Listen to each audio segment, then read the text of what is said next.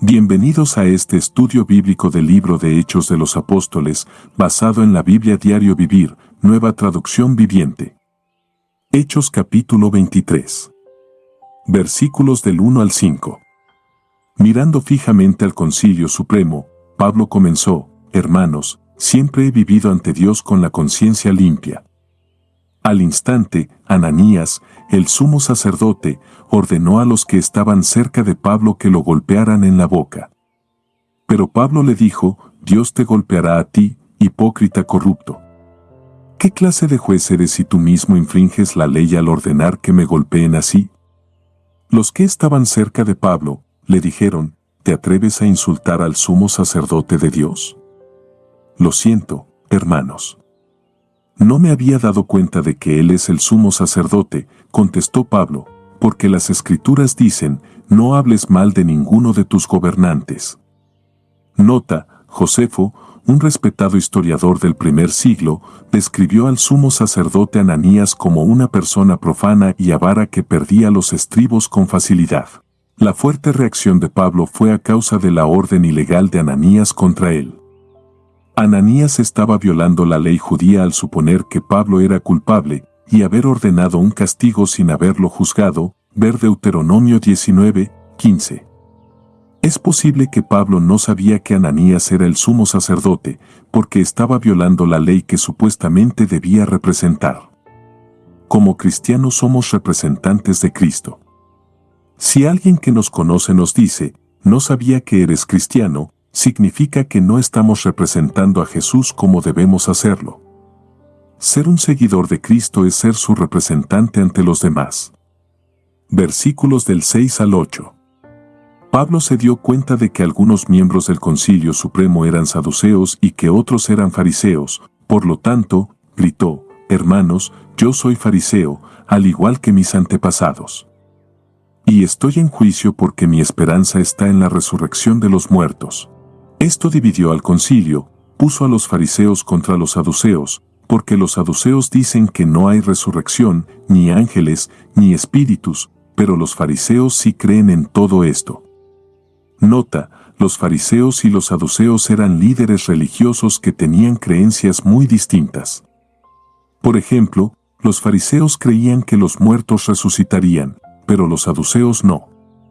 Los saduceos solamente reconocían la autoridad de los libros de Génesis hasta Deuteronomio, en los que no hay enseñanzas explícitas sobre la resurrección. Con sus palabras, Pablo causó que se dividiera el concilio y que la discusión dejara de enfocarse en él y se volviera sobre el asunto de la resurrección. El discernimiento que mostró Pablo al notar que el concilio estaba compuesto de saduceos y fariseos es un buen ejemplo del discernimiento que Jesús prometió dar a los creyentes, Marcos 13, versículos del 9 al 11. Cuando estemos bajo presión a causa de nuestra fe, Dios nos ayudará. Al igual que Pablo, siempre debemos estar listos para presentar nuestro testimonio. El Espíritu Santo nos dará el valor que necesitamos para hablar con determinación. Versículos del 9 al 15. Así que hubo un gran alboroto. Algunos de los maestros de la ley religiosa que eran fariseos se levantaron de un salto y comenzaron a discutir enérgicamente. Nosotros no encontramos nada malo en él, gritaban. Tal vez algún espíritu o ángel le habló.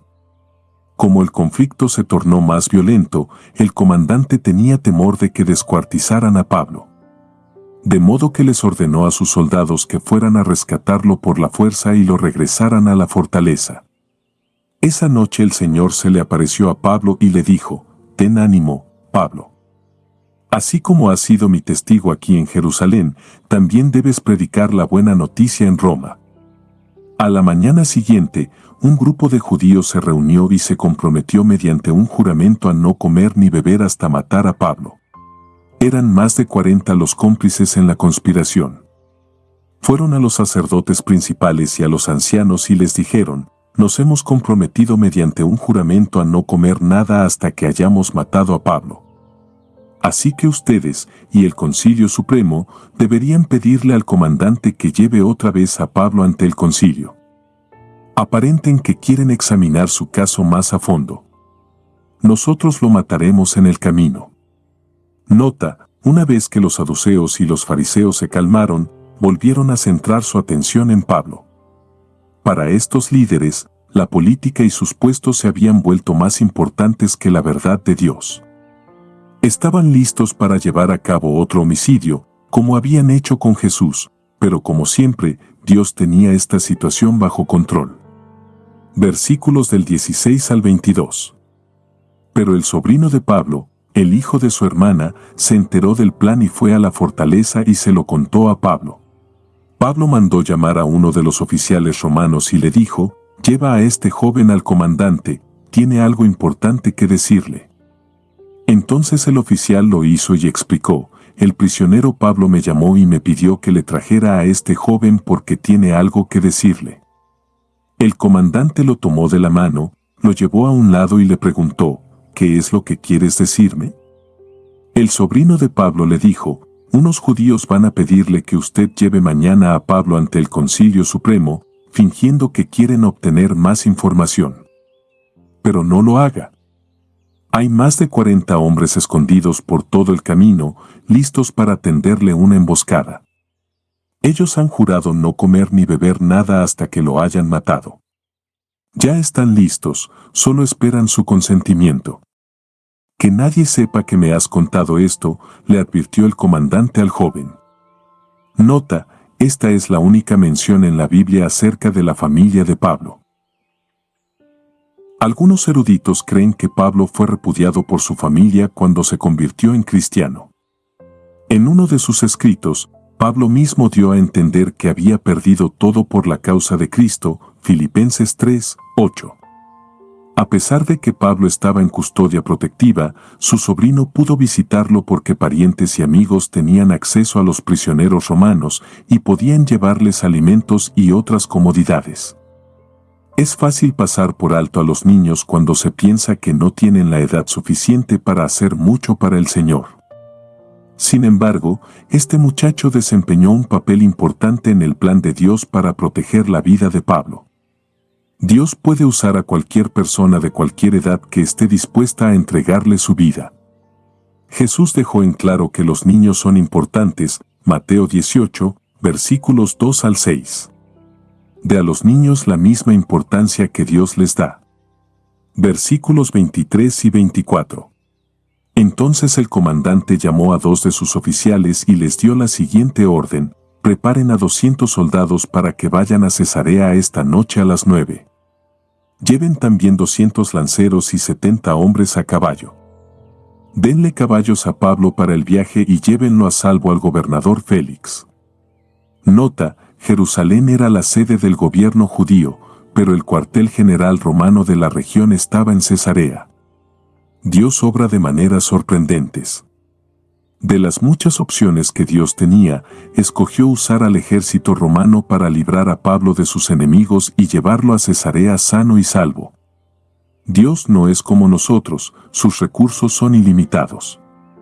No se sorprenda cuando Dios responda a sus oraciones de una manera que usted no se imaginaba, ni cuando vea que el resultado de su obra es mucho mejor de lo que usted podría haber imaginado. Versículos del 25 al 35. Después escribió la siguiente carta al gobernador, de Claudio Lisias. A su excelencia, el gobernador Félix. Saludos. Unos judíos detuvieron a este hombre y estaban a punto de matarlo cuando llegué con mis tropas. Luego me enteré de que él era ciudadano romano, entonces lo trasladé a un lugar seguro. Después lo llevé al Concilio Supremo Judío para tratar de averiguar la razón de las acusaciones en su contra. Pronto descubrí que el cargo tenía que ver con su ley religiosa, nada que merezca prisión o muerte en absoluto, pero cuando se me informó de un complot para matarlo, se lo envié a usted de inmediato. Les he dicho a sus acusadores que presenten los cargos ante usted. Así que, esa noche, tal como se les había ordenado, los soldados llevaron a Pablo tan lejos como Antípatris. A la mañana siguiente, ellos regresaron a la fortaleza mientras que las tropas a caballo trasladaron a Pablo hasta Cesarea. Cuando llegaron a Cesarea, lo presentaron ante el gobernador Félix y le entregaron la carta. El gobernador la leyó y después le preguntó a Pablo de qué provincia era. De Cilicia, contestó Pablo. Yo mismo oiré tu caso cuando lleguen los que te acusan, le dijo el gobernador. Luego el gobernador ordenó que lo pusieran en la prisión del cuartel general de Herodes. Nota: Félix fue el gobernador romano de Judea del 52 al 59 después de Cristo. Tenía un cargo similar al que tuvo Poncio Pilato. Aunque a los judíos se les había otorgado cierta libertad para autogobernarse, el gobernador romano dirigía el ejército, mantenía la paz y recolectaba los impuestos. ¿Cómo se enteró Lucas del contenido de la carta de Claudio Lisias? Debido a que Lucas quería asegurarse que tenía información histórica exacta, utilizó muchas fuentes para la preparación de sus escritos, ver Lucas 1, versículos 1 al 4. Es probable que esta carta haya sido leída en voz alta cuando Pablo estuvo ante Félix para responder a las acusaciones que le hacían los judíos. También es posible que Pablo haya recibido una copia como cortesía porque era un ciudadano romano. Sigamos leyendo y estudiando juntos la palabra de Dios. No olvides suscribirte, activar la campanita y compartir este mensaje con tus seres queridos. Hasta el próximo episodio.